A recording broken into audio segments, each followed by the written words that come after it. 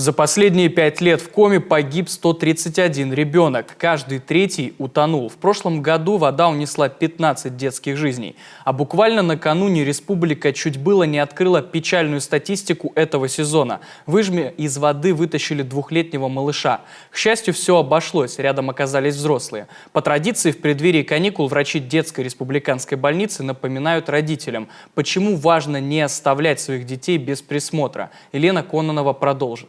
Гипс и костыли. В травматологическом отделении детской республиканской больницы сезонные пациенты с ушибами и переломами. С наступлением тепла дети дружно сели на велосипеды, катаются на самокатах, скейтбордах. При этом большинство беззащитных наколенников и налокотников. А зачем, спрашивают ребята, площадка же ровная. Впрочем, понимание все же приходит, но уже поздно. Только накануне в республиканскую детскую больницу поступили 4 ребенка. 3 понадобилось оперативное вмешательство. В год же обращений с травмами различной тяжести около 12 тысяч. По республике в 2 раза больше.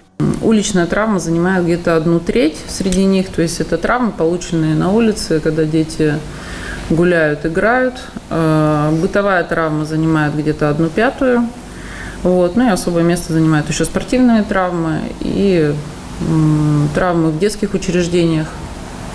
Примерно на одном уровне цифры находятся за последние годы. В летний период, когда дети чаще всего предоставлены сами себе, опасности подстерегают на каждом шагу. Это и окна с москитной сеткой, и дороги, и небезопасные переходы, и, конечно же, река. Только накануне в Ижме чуть не утонул 2-летний ребенок. К счастью, успели вытащить из воды и откачать. Между тем, по статистике, 1/3 погибших за последние 5 лет детей в Коми именно утонули. Если лето жаркое, тонут много. В том году лето было жаркое, 15 детей утонуло. Причем мы все думаем, что дети тонут только на необорудованных пляжах и, скажем так, в купальный сезон там совсем нет, совсем нет. В том году, в 2021 году, первый ребенок утонул в марте, вообще в марте утонул, 15 марта. Мы открыли сезон. 2-летний. А крайний ребенок по месяцу, утонул в октябре 10-го. В каждом отделении РДКБ свои страшилки. В детскую хирургию, к примеру, с каждым годом поступает все больше маленьких пациентов, которые проглотили инородное тело. За 5 месяцев таких было 4 десятка. К счастью, реже стали глотать батарейки. Достать их из игрушек стало трудней. Но, тем не менее, такие случаи все же еще бывают. Как правило, достаточно большого диаметра, попадают в пищевод, попадают в одно из физиологических сужений пищевода, там останавливаются, и начинается воздействие электрического тока. Именно электрического тока, не химического воздействия, в меньшей степени физическое воздействие, а именно пролежень, а именно электрический ток.